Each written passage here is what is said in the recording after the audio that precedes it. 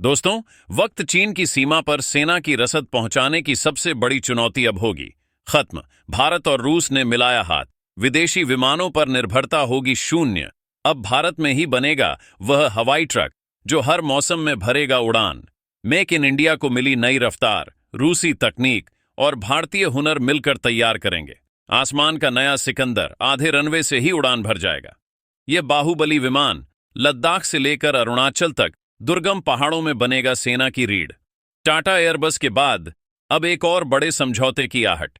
भारत बनने जा रहा है दुनिया का नया एयरोस्पेस केंद्र।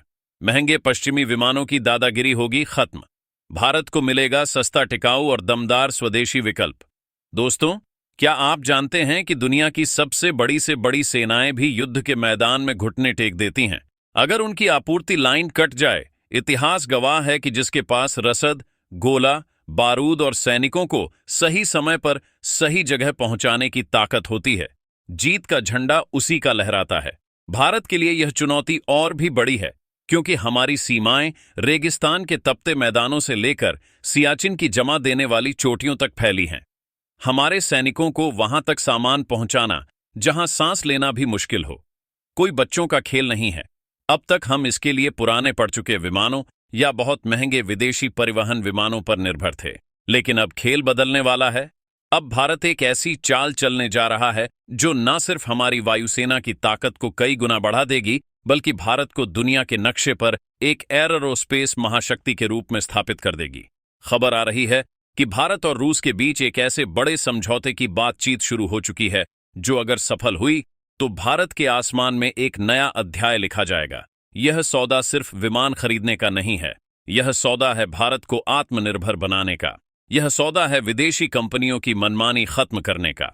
रूस की सबसे बड़ी रक्षा कंपनी रोस्टेक के मुखिया ने खुद इस बात का खुलासा किया है कि वह भारत के साथ मिलकर एक खास तरह का विमान बनाना चाहते हैं।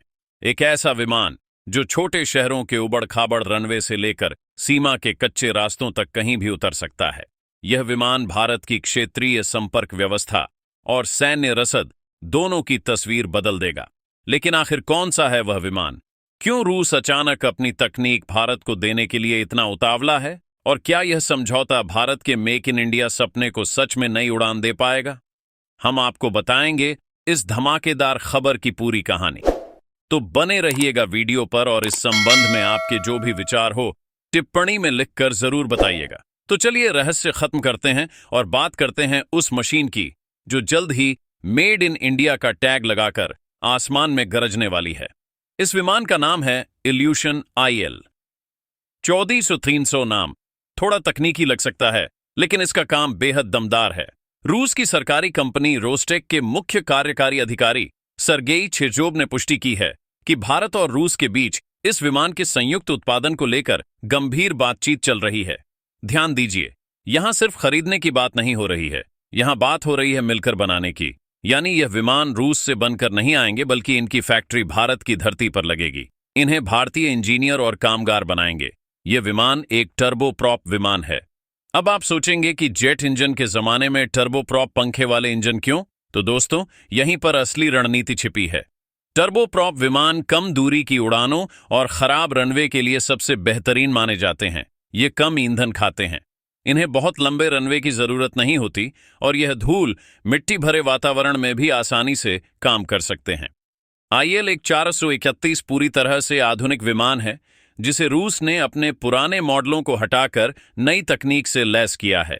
इसमें सबसे आधुनिक वैमानिकी डिजिटल कॉकपिट और शक्तिशाली इंजन लगे हैं। इसकी क्षमता लगभग 60 से 68 यात्रियों को ले जाने की है या फिर उतना ही वजन का माल ले जाने की। यह विमान भारत की उन जरूरतों को पूरा करने के लिए एकदम सही है जहां बड़े जेट विमान नहीं जा सकते।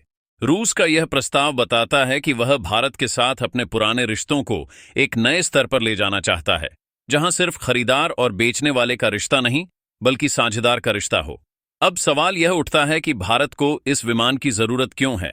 हमारे पास तो पहले से ही C295 जैसे विमानों का समझौता हो चुका है।